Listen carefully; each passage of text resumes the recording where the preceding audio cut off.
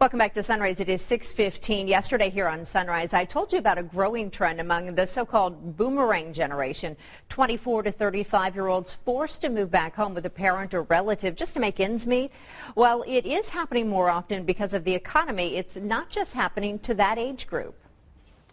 After nearly 20 years on her own, Sonnie Cox, a divorced mother of three, found herself back in her old teenage bedroom, forced to move back home after losing her job. My first thought is, how are we going to survive? There were sometimes I think, I don't even know where we're going to get our groceries from. Sonnie says it was actually her parents who suggested the idea she move back home. It just seemed like the right thing to do. We knew it would help them.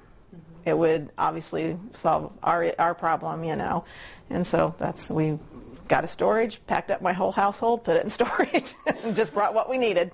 It's ended up to be a win-win for Sonnie and her family. Her 12-year-old daughter enjoys being close to her grandparents, and Sonnie's mom, Brenda, is enjoying a renewed friendship with her daughter.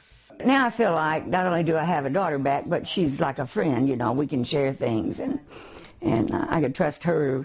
I could tell her anything and trust her with it, Community Health Network psychologist Beth Buckingham says the experience can be especially fulfilling for older adults like Sonnie.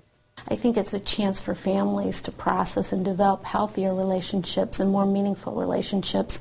And I've heard adult children say, I've been able to discover more about myself, though it's not about me and the family, about myself in context of my family, a loving, supporting family.